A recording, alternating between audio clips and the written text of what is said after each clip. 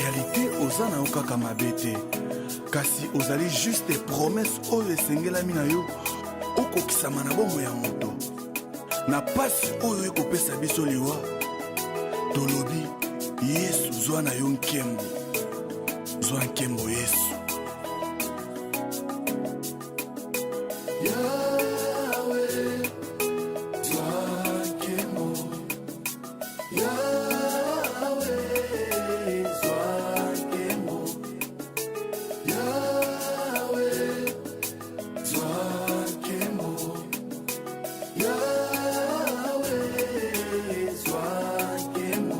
tozalaki na ndeko atiki biso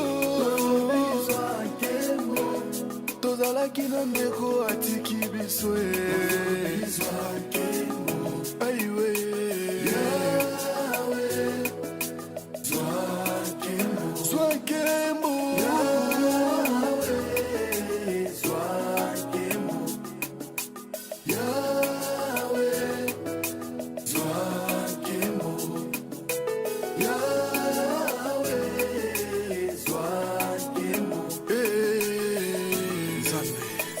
mitema na biso ezali kolela mingi yo noza na makoki ya kopesa kimia na mitema oyo ezolela Yesu soki tosangani lelo ezali mpo na mitema eleli yawe soki tokutani lelo ezali mpo na mitema ezoki yawe konsole mitema ya bana na yo konsole mitema ya bana na yo Yesu pangusa pinzoli na miso na nga pangusa pinzoli na miso na nga Yesu kausa bapota motema na nga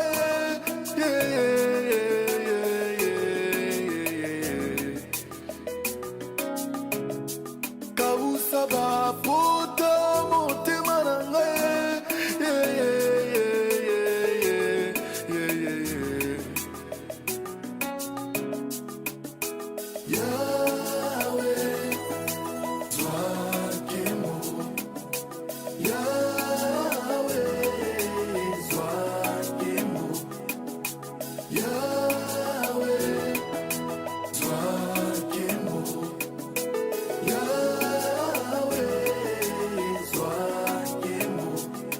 ndeko biso bao totikali na bomoi tozondima te kiliwa esalama mpe mpo na biso tozokanisa kiliwa esalamaki kaka mpo na ndeko oyo atiki biso alali lelo na mabele oyo mpe alali na mabele abandaki kondima te kiliwa mpe ezalaki mpo na ye me lelo atiki biso yango nalingi nayebisa ndeko nzambe alingi juste ainterpele biso kalingaka biso totambola lolenge alingi non totambola lolenge biso tolingi na se na mo mpona toza baleki nzela na se na moi oyo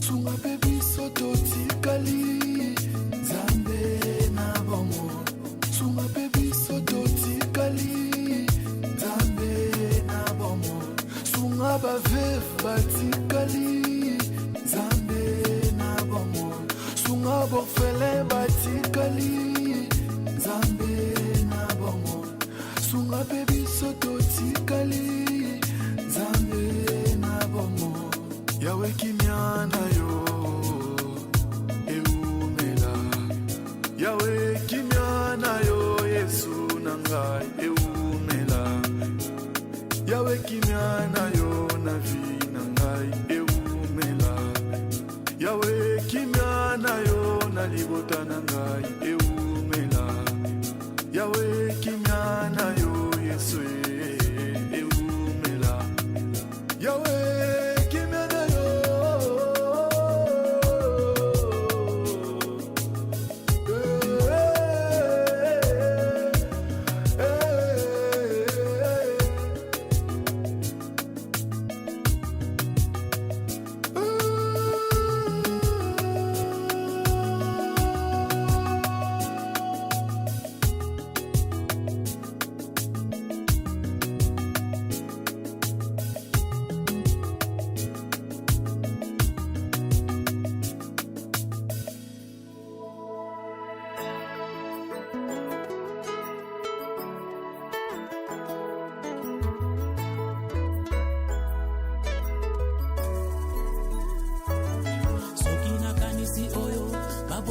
ngai balobela ngai pona yo.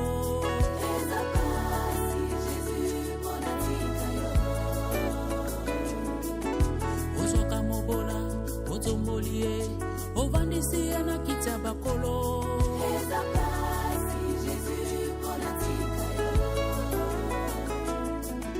Na fami oyo babongaka te babelela Yesu babonga.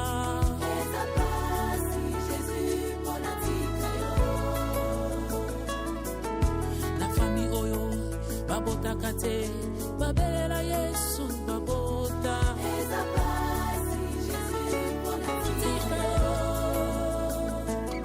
Yesu yozali ziba ya bomo, liziba ya mai ekauka te, oyo wachete babetaka zo.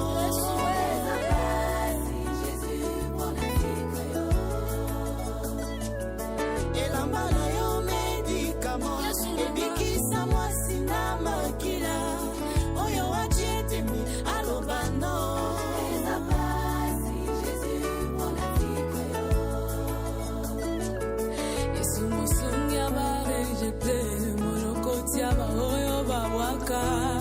Yesu yozambala mupona ngai.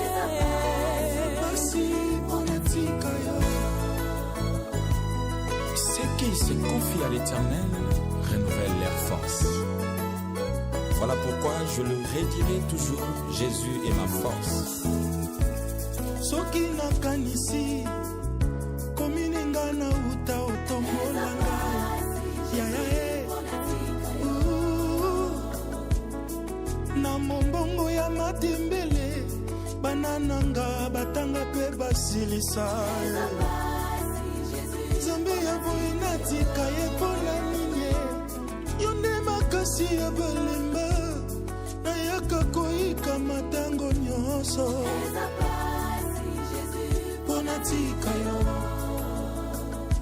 ata na boyi koloba yango oyo osalelinga eza koganga eza pasi Jésus pona natika yo. Yesu yozali ziba ya bomo, liziba ya mai ekauka te, oyo wachete babetaka zo. Nanyango kobetaka zo na mwana mobali oyo alunga masu. Elamba na yo medikament, ebikisa mwasi na makila, oyo wachete mi alobano. Akochakimi anani asunde mokeli makambo sale zebele na yeko sanjola yawe na tiki nyoso.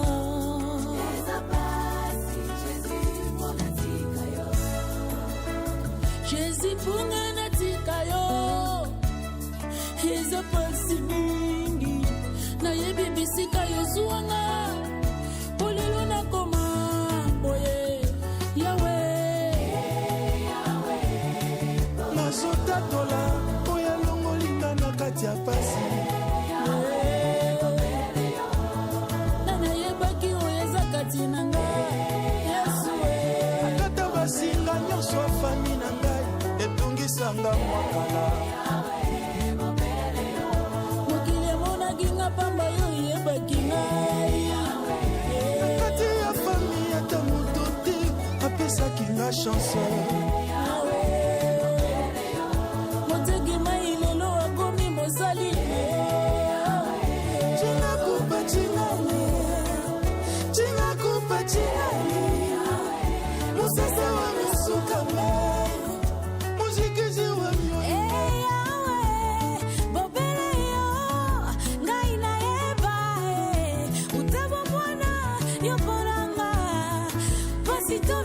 Yesu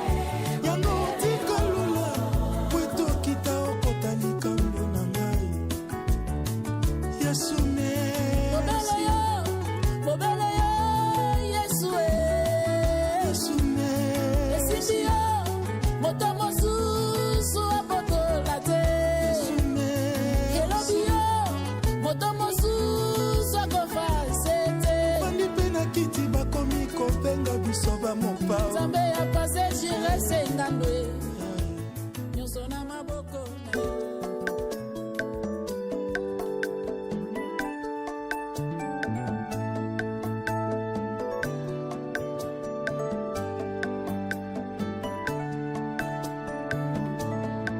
Malgré les épreuves dans ma vie, Gaïna Yebina Kolonga. Malgré les situations difficiles, Gaïna Yebina Kolonga. O matane kulusu, Natina Olongelanga. O kitina lise kwa Yesu, Gayoyo na banga nini. Yaya nanga Yesu. Malgré les épreuves dans ma vie, Gaïna Yebina Kolonga. Malgré les situations difficiles, Gaïna Yebina Kolonga. O matane kulusu, Natina Olongelanga. O kitina lise kwa Yesu, Gayoyo na banga nini. Yaya nanga yeye, Yaya nanga Yesu. Na ekuke ya motema nangai, Yaya nandimi yo ovanda. Kengisela ngai pole na yo, Gaina lingi na mona nkembo. Na ekuke ya motema nanga, Yaya nandimi yo ovanda. Ngengisela ngai pole na yo, Gaina lingi na mona nkembo na yo. Yaya fongolela nga lola Yaya.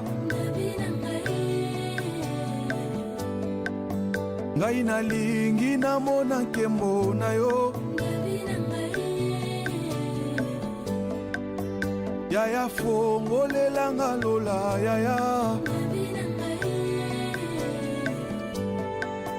Yaya maningisa ya lola efungwama. Ngai nalingi namona nkembo na yo.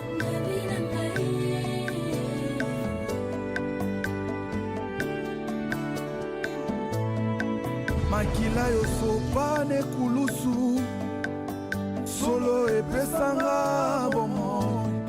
Namoni tengu ya nini, oe kosimbanga na sena moi. Namoni te solo ka nini, oe kokanganga na sena moi. Nandimite oyo simbi nani ya kosimba. Nandimite oyo pamboli nani ya komodi. Namoni te nzambe na ngai, oyo tomboli nani ya kokitisanga. Nandimi solo Yesue. Voilà, votre attention s'il vous plaît. Bonjour à tous. Bonjour à tous.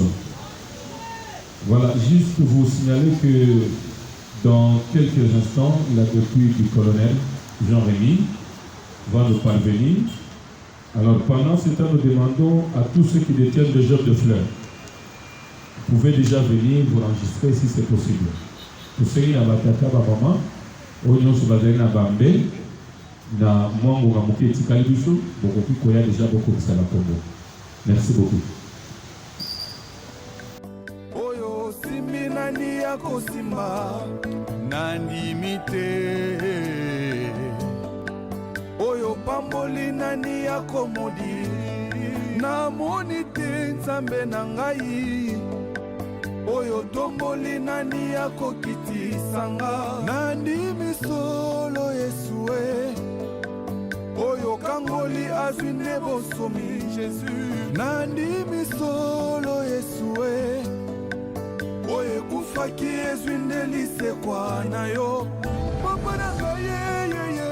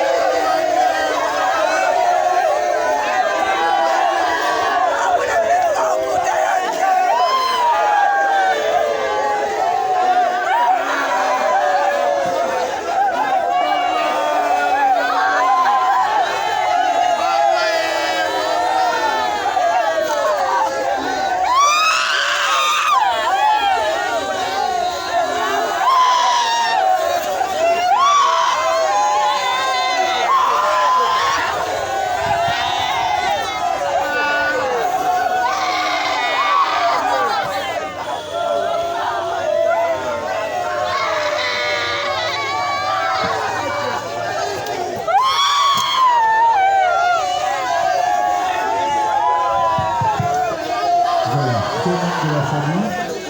Nous vous prions pour le compte de chacun. Alors nous voulons que tout se fasse à l'ordre. Nous demandons à tous les membres de la famille dans la chapelle de laisser libre la dépouille. Nous allons débuter la cérémonie. Nous allons vous donner le temps de vous recueillir, chers membres de la famille. Ce n'est pas encore le moment. S'il vous plaît, c'est douloureux, c'est vrai, mais nous sommes en train de courir derrière le temps. Reprenez respectivement vos places, les autorités sont bien en place. Nous devons gagner le temps. S'il vous plaît.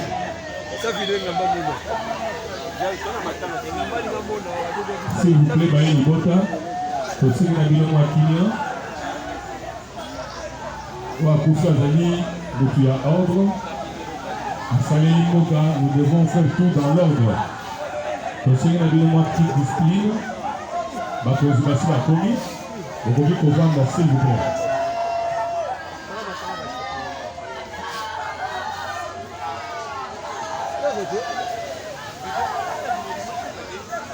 Sans vie du très respectueux colonel Jean-Rémy Kodo, Koyavimbo vient de nous parvenir. Nous pouvons à présent débuter la grande cérémonie prévue en cet avant-midi. Avant toute chose, la famille éprouvée tient à vous dire tous grand merci de votre disponibilité. Nous sommes un jour ouvrable de la semaine. Vous avez témoigné de la compassion envers le fils d'Israël. Vous avez également témoigné de la compassion envers sa famille. C'est ainsi que vous aviez abandonné délibérément vos occupations, vos rendez-vous, tout ce que vous aviez de l'utilité. Vous êtes tous venus en cet avant-midi pour compatir avec la famille. Voici que le jour J, chère assistance, vous n'avez pas abandonné la famille. Vous êtes là. Les autorités, chers membres de la famille, chers frères et sœurs, pour avoir ainsi agi la famille, je vous dis grandement merci. Quant à la famille éprouvée, cette assemblée consolatrice me charge de vous présenter ses sincères condoléances, le plus ému et le plus attristé. Et cette grande décoration de Katem présente également ses sincères condoléances le plus ému et le plus attristé à la famille. Ceci étant dit, permettez-moi à présent de vous dévoiler le programme. Nous allons commencer avec la prière, qui sera suivie d'une exhortation avec le frère Andy. Et après la prédication, nous prendrons les mots des enfants. Nous appellerons Gabin et Ketia. Ils prendront chacun tour à tour une parole pour cette circonstance. Nous prendrons quelques témoignages. Après les témoignages, nous allons déposer nos jets de fleurs devant le corps sans vie du colonel. Et après le mot de circonstance, pardon, le dépôt des jets de fleurs, nous prendrons les mots de la famille avec papa Félix Talo. Et après, nous allons chuter avec le roseau funèbre par la police et les honneurs également de la même police. Et la dépouille sera levée. C'est de cette manière que se présente le programme. Sans tarder, s'il vous plaît, Baye Libota, Tomien en mémoire, il y a colonel Jean-Rémy. Tout à la moi discipline. Il a servi dans l'armée c'est la discipline. Tout le reste en mémoire, il y a tout 5 000 mois qui ont mon pied. Je fais ça dit non, vous collez la papa, colonel Rémy, dans la discipline. Tout 5 000 mois qui a, s'il vous plaît, Tolito Bandami Loulou, Bossi Manan Motema, Bossi Lobo na Motema, ils allaient pas, mais vous allez vite par le temps. Voilà, merci de votre discipline. Nous invitons pour la prière d'ouverture et la prédication le frère Andy de bien vouloir avancer. Pendant ce temps, dans vos pasteurs, frère Andy Azaliko Leka, je me tiens à votre disposition. Vous allez la jette de fleurs, il y a qu'à comme ça, comme vous allez prendre le témoignage, il y a qu'à faire comme ça, comme bon. Sinon, suivons le frère Andy.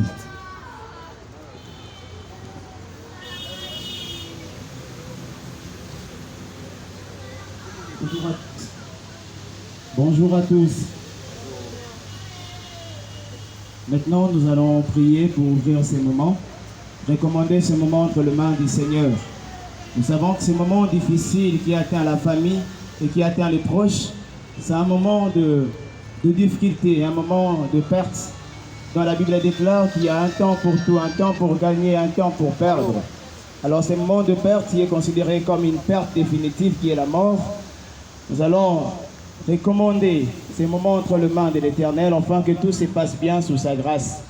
Alors, je vous prie, là où nous sommes, de nous tenir debout. Nous allons rendre grâce à Dieu.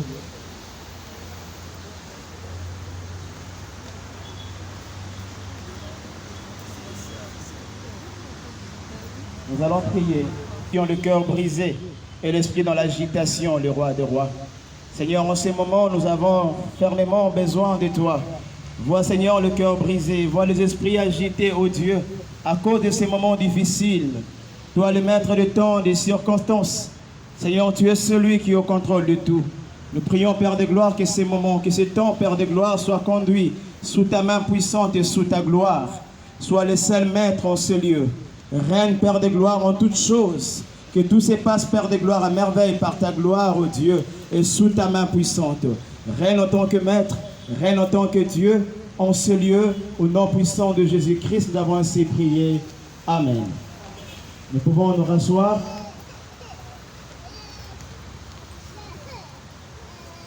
Nous allons prendre quelques minutes pour l'exhortation.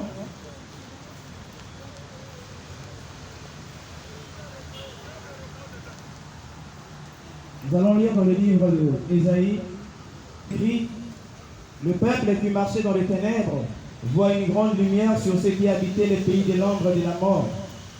Une lumière resplendit sur le peuple du butin, car le joug qui pesait sur lui, le bâton qui frappait son dos, la verge de celui qui l'opprimait, tu le brises, comme à la journée des mondiales.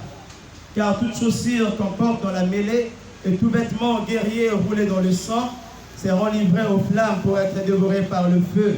Car un enfant nous est né, un fils nous est donné, et la domination reposera sur son épaule. On l'appellera admirable, conseiller, Dieu puissant, Père éternel, Prince de la paix. Dans ce passage, on nous parle de l'histoire d'un peuple qui marchait dans les ténèbres et un peuple qui vivait sous le pays de l'ombre et de la mort. On nous montre des catégories de peuples. Il y avait un peuple qui dominait sur un autre peuple. Le peuple qui marchait dans les ténèbres et un peuple dont la vie était imposée. Un peuple qui habitait dans le pays de l'ombre et de la mort. Mais la chose qui est arrivée, la grande lumière a resplendi sur le peuple qui habitait dans le pays de l'ombre et de la mort. Et les gens qui marchaient dans les ténèbres, donc disons qui marchaient avec les diables, ont vu la lumière éclairer ce peuple dont la vie était imposée. Pourquoi j'ai dit que ce peuple avait une vie imposée? C'est parce que le verset 3 nous le confirme en disant ceci: car le joug qui pesait sur lui et les bâtons qui frappaient son dos, c'était un peuple dont ils étaient dominés, un peuple qui était sous les jougs. Le joug, c'est comme une pièce en bois qu'on utilise parfois pour la dominer. Je prends l'exemple d'un ngombe.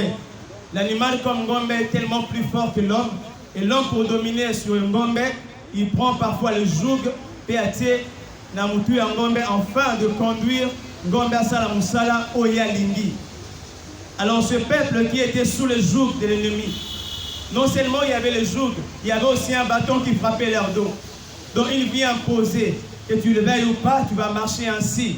Pourquoi? Parce qu'il y avait un peuple qui dominait sur l'autre peuple.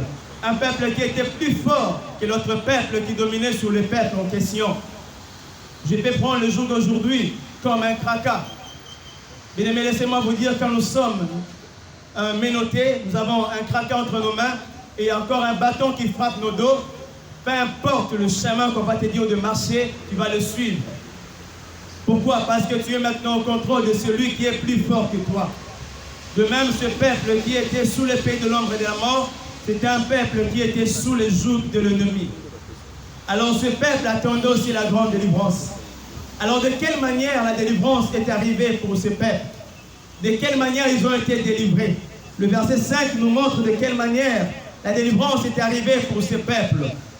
Il est écrit: car un enfant nous est né, un fils nous est donné, Et maintenant la domination reposera sur son épaule. On l'appellera admirable, conseiller, Père éternel, Dieu tout-puissant et prince de la paix. Ici, les prophètes Ésaïe prophétisent sur la nation, car il y avait un peuple qui était autrefois dominé. Il a fallu l'arrivée d'un Messie, il a fallu l'arrivée d'un enfant qui devait naître, afin que nous soyons libérés sous l'emprise de l'ennemi. Et l'enfant était venu. La Bible a dit qu'un enfant nous est né, un fils nous est donné. Ce fils, cet enfant qui est né, n'est rien d'autre que le Seigneur Jésus-Christ. Lui qui est venu pour sauver un peuple qui était longtemps assis dans les ténèbres. Lui qui était venu pour délivrer un peuple qui marchait loin de Dieu. Il est venu pour apporter la lumière. Un peuple qui était sous les ténèbres, la lumière est venue. La Bible déclare qu'il est la lumière du monde. Peut-être on peut se dire que pour l'instant, je n'ai pas le temps de suivre Jésus, parce que j'ai des choses à faire, à laquelle quand je suis Jésus, je serai censé ou bien obligé d'arrêter ces choses. Mais laissez-moi nous dire que Jésus est le chemin idéal pour nous sauver. Il est le véritable chemin qui amène vers la vie éternelle. C'est le choix de Jésus. C'est le choix à quelqu'un qui se sent disposé de recevoir Christ comme le maître, comme le sauveur personnel de sa vie, d'accepter de suivre une marche avec le Seigneur Jésus-Christ, d'abandonner le mal, d'abandonner ce qui n'est pas digne devant sa face et de suivre son chemin. Tu as écouté ces messages ce matin. Ton cœur en est témoin. J'inviterai celui dont le cœur est touché de pouvoir se tenir debout car nous voulons maintenant prier. Celui dont le cœur est touché peut s'élever, nous allons prier en ces moments. Il a dit aujourd'hui, quand vous attendez ma voix, n'endurcis pas ton cœur. Disez, oh Dieu, je prie, Père de gloire, en ces moments, Seigneur. Merci, Père de gloire, pour ta parole. Bénis, Père de gloire, le reste du temps. Je prie, toi, le Dieu consolateur, que ta consolation, Père de gloire, soit sur chacun de nous, sur le cœur brisé, les esprits abattus. Seigneur mon Dieu, sois le maître. Règne parmi nous. Règne au milieu de nous en tant que Seigneur, en tant que Dieu. Que ces moments soient bénis par ta gloire. Au nom puissant de Jésus-Christ, nous avons ainsi prié, nous disons, gloire et louange à toi, Seigneur Jésus-Christ. Est-ce qu'on peut acclamer pour le roi des rois? Je vous prie de vous rasseoir.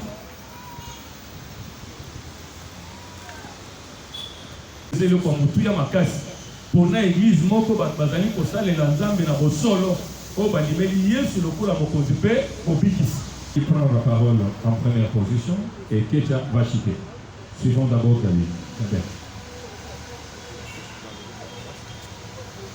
Bonjour à tous. Je vous remercie de votre présence parmi la Colélande de Monapino. Le monde a dit alors dit Moninga Malamu Bamona va y attendre la passe. Ils sont vraiment très choquants. Ça sans mots, ils nous laissent. Mais nous vous remercions au nom de toute la famille Congo. Merci à vous en tout cas de votre présence ici.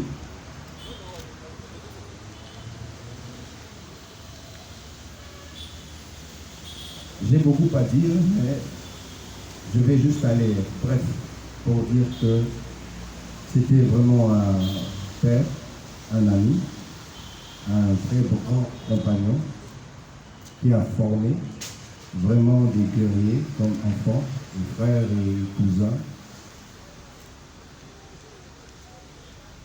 En tout cas, les uns de là, la biso nyoso. Mutumo tati kanara libanga. Balobi, il était la kananda pour nyoso. Je vous remercie pour la présence de la Bible en tout cas une fois de plus.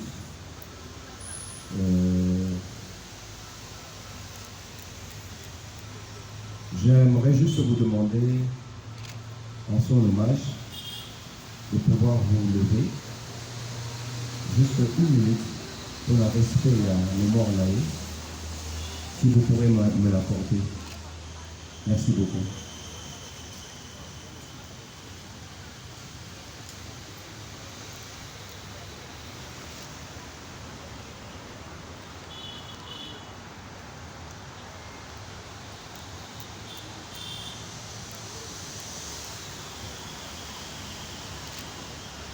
Que la volonté de Dieu soit faite et à son âme. Merci beaucoup.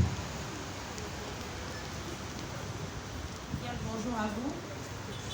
Bonjour. Tout premièrement d'abord, je commencerai par vous remercier d'être tous venus. Je commencerai par vous remercier infiniment d'être venus nous assister pendant ce moment de douleur. Ça a été un long moment parce qu'on a patienté pendant un mois durant et en train de pleurer notre papa. Et enfin, ce jour est arrivé. On va le mettre sous terre. Allez l'accompagner à sa dernière demeure. Comme a dit tout de suite mon frère là, que notre père à nous n'était pas seulement un père, mais c'était un ami pour nous. Parce qu'avec notre papa, on a passé de très grands et bons moments. Avec notre papa, on avait eu à partager plusieurs intimités que j'imagine même que d'autres enfants n'ont pas eu à les faire avec leur père en fait. Mais nous, on a eu cette opportunité de le partager avec notre papa, le défunt Jean-Rémy Congo Ringo. Ça fait très mal de l'appeler défunt aujourd'hui, mais on n'a pas le choix, on peut te dire que c'est un défunt. Et mon frère a dit tout de suite, on a beaucoup à dire, et je sais que parmi nous, il y a ceux qui ont beaucoup de témoignages à vouloir aussi partager de ces moments qu'ils ont vécu avec Apache Jean-Rémy Songiambeli, le 200 limé.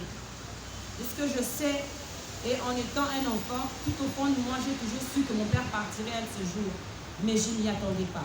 Ni moi, ni mes frères, aucun d'entre nous ici s'y attendait que notre papa puisse partir d'ici peu. Mais il est parti parce que c'est la volonté de Dieu. Comme dit les hommes, c'est Dieu qui donne et c'est Dieu qui a vécu. Et tout ce que je pourrais vous dire encore une fois de plus, un grand merci de vous être déplacés et d'avoir donné de votre temps pour venir nous soutenir en ces moments-ci. Merci beaucoup. Merci. À passer au témoignage, permettez-moi d'abord d'inviter Papa Freddy Diallo de bien vouloir avancer avec son témoignage. Pendant que Papa Freddy avance, vous avez aussi un témoignage. Nous aurons besoin de deux témoignages, c'est ma faute de temps. D'abord au prénom. Papa Freddy Diallo avec un témoignage.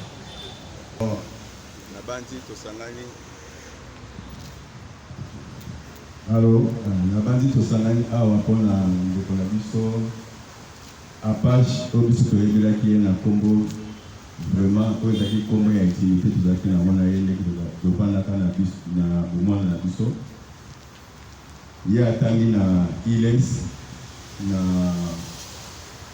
commune ya Bumbu azwi diplôme d'état na ye apres akendaka na Mbanzangu na kosala infanterie pa ya Somao nde bakutanaki mpe na bana Mobutu apres baye kokende kosala efo na bango na tana na basali efo 12 epi ntango basilisi bazongi babandi na makambo na bango. Bon, mpona grand frère vraiment azalaki vraiment grand frère moko oyo tozalaka bacamarade parce que na kati na biso tomonaki te ndenge nini abandaki kovivre na biso na ndenge moko ya kolakisaki mokolo na ye na kati na biso donc tozalaki kaka bacamarade. En tout cas nakokende mosika te natali kaka assistance na ye na biso na kati ya famille ndenge ezalaki même na kati ya quartier. En tout cas na ntango ya likambo nyonso oyo ezalaki na biso soki obengi ye abanda kozela te ezelanga na koya lobi te ye mo ezalaki kaka nazoya ntango abi nazoya na quelque temps omoni mpe ye mpe akomi donc azalaki mpenza présent na moment na biso vraiment na ntango likambo ezalaki. Bon lelo tozangi cher vraiment moto oyo azalaki mpe présent oyo ezalaki soki olobi kaka ya Remi olobi kaka likambo nazoya koya mpe te eza akomelo na butu na likambo donc au moins 1 heure du temps esika ozalaki asakomaki moto oyebi te lelo akei atiki biso soki tokozwa susu moto makasi lokola ye onga nayebi c'est un grand commando.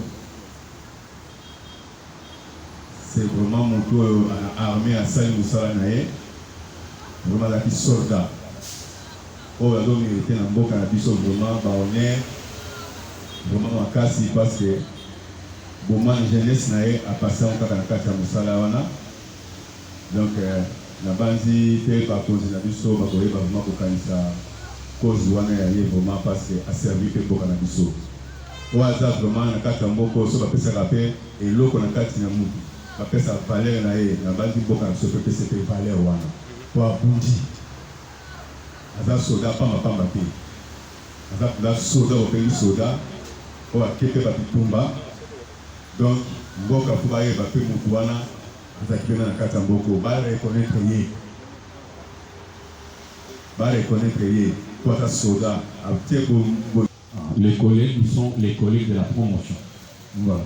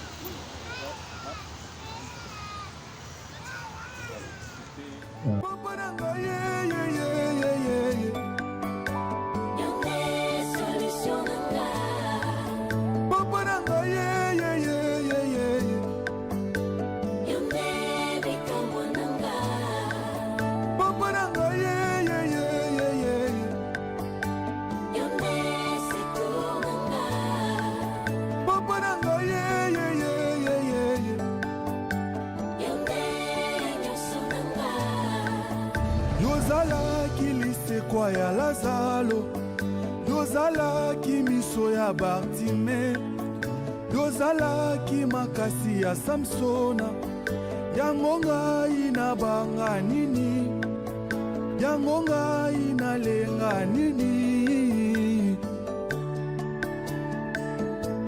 nayebela kolonga tana soleka na luboko minyoko nzambe na ngai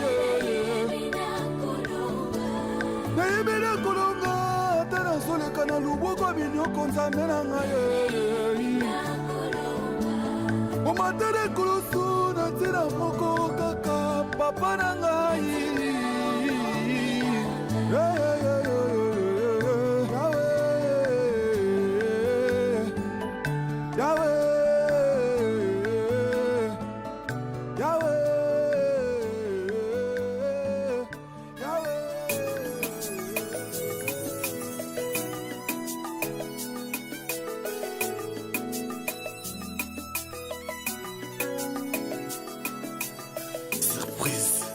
En réalité, ozana okaka mabete kasi ozali juste des promesses oyo esengelami na yo okokisama na bomo ya moto na pasi oyo ekopesa biso liwa tolobi Yesu zwa na yo nkembo zwa nkembo Yesu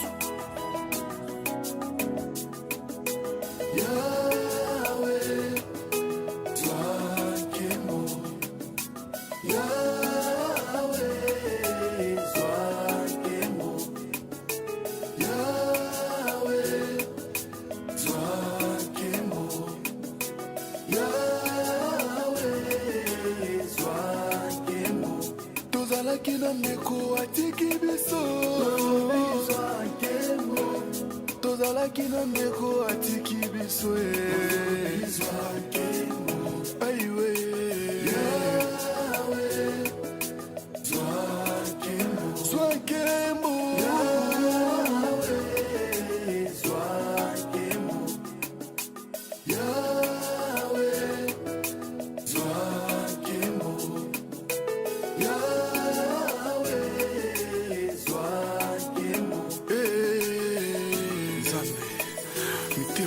miso ezali kolela mingi, yo nde oza na makoki ya kopesa kimia na mitema oyo ezolela Yesu. Soki tosangani lelo ezali mpo na mitema eleli yawe, soki tokutani lelo ezali mpo na mitema ezoki yawe, konsole mitema ya bana na yo, konsole mitema ya bana na yo Yesu. Pangusa pinzoli na miso na nga, pangusa pinzoli na miso na nga Yesu. Kausa bapota motema na nga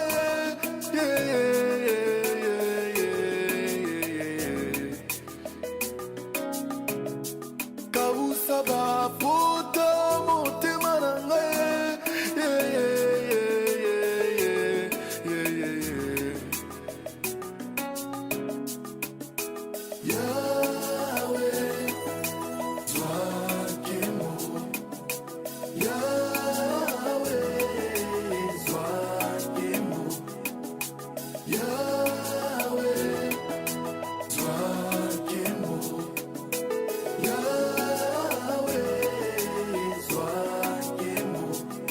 ndeko biso bao totikali na bomoi, tozondima te kiliwa esalama mpe mpo na biso, tozokanisa kiliwa esalamaki kaka mpo na ndeko oyo atiki biso alali lelo na mabele, oyo mpe alali na mabele abandaki kondima te kiliwa mpe ezalaki mpo na ye, me lelo atiki biso. Yango nalingi nayebisa ndeko, Nzambe alingi juste ainterpele biso, ki alingaka biso totambola lolenge alingi, non totambola lolenge biso tolingi na se na mo, mpo na toza baleki nzela na se na moi oyo. Sunga mpe biso totikali Nzambe na bomo, sunga mpe biso totikali Nzambe na bomo, sunga baveve batikali Nzambe na bomo, sunga bofele batikali Nzambe na bomo, sunga mpe biso totikali Nzambe na bomo. Yawe kimia na yo eumela, Yawe kimia na yo Yesu na ngai eumela, Yawe kimia na yo na vi na ngai eumela, Yawe kimia na yo na libota na ngai eumela, Yawe kimia na yo Yesu eumela, Yawe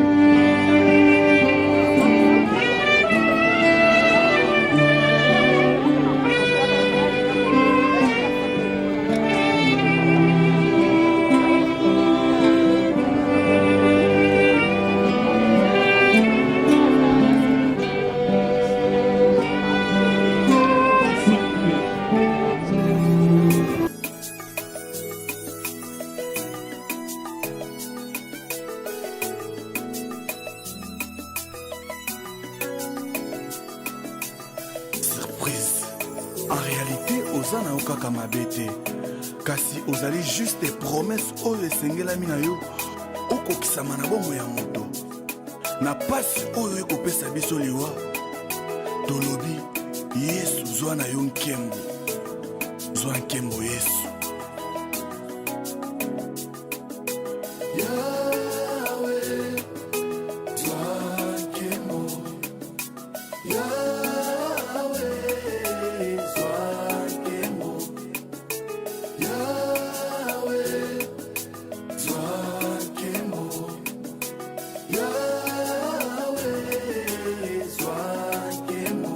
Tozalaki na ndeko atiki biso, tozalaki na ndeko atiki biso, aiwe zwa nkembo,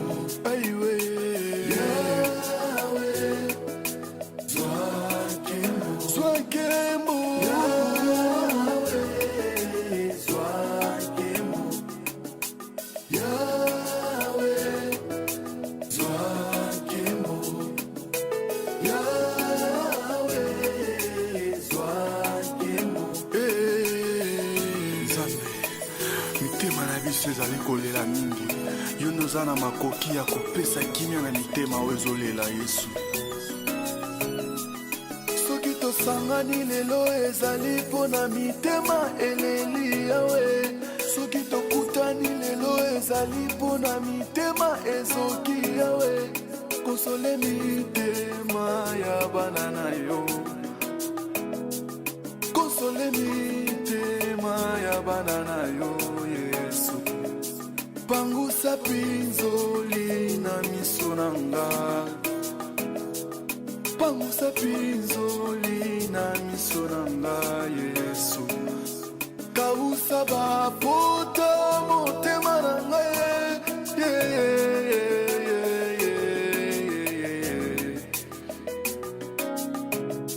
kausa bapota motema nanga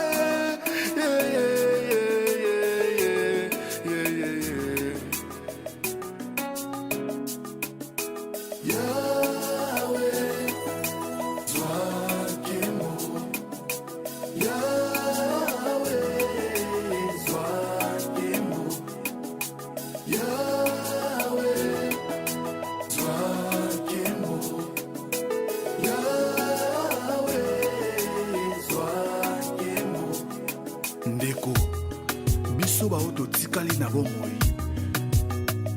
tozondima te kiliwa esalama mpe mpo na biso tozokanisa kiliwa esalamaki kaka mpo na ndeko oyo atiki biso alali lelo na mabele oyo mpe alali na mabele abandaki kondima te kiliwa mpe ezalaki mpo na ye me lelo atiki biso yango nalingi nayebisa ndeko nzambe alingi juste ainterpele biso ke alingaka biso totambola lolenge alingi non totambola lolenge biso tolingi na se na mo mpo na toza baleki nzela na se na moi oyo sunga mpe biso totikali